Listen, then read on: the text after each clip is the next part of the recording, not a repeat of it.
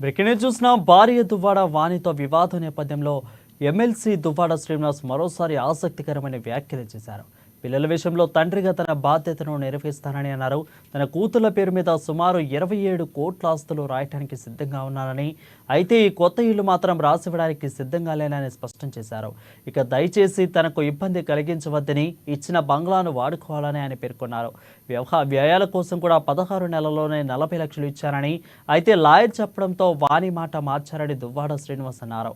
ఇక దువ్వాడ వాణి రోజుకో విధంగా మాట్లాడుతున్నారని, పిల్లలు తన ఇంటిపైకి పంపించారని వ్యాఖ్యానించారు.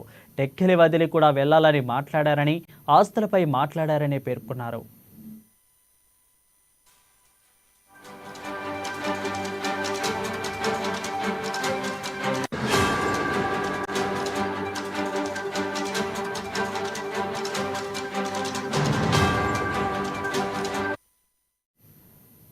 భార్య దువ్వాడ వాణితో వివాదం నేపథ్యంలో ఎమ్మెల్సీ దువ్వాడ శ్రీనివాస్ మరోసారి ఆసక్తికర వ్యాఖ్యలు చేశారు.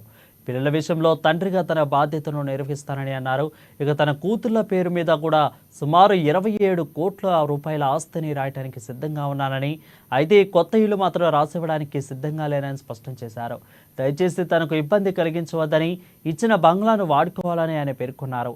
ఇక వ్యయాల కోసం కూడా 16 నెలల్లోనే 40 లక్షల రూపాయల వరకు ఇచ్చారని, అయితే లాయర్ చెప్పడంతో వాణి మాట మార్చేశారని దువ్వాడ శ్రీనివాస్ అన్నారు.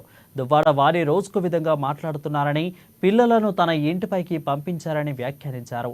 టెక్కిలి వదిలి వెళ్లాలని మాట్లాడారని, ఆస్తులపై మాట్లాడారని పేర్కొన్నారు.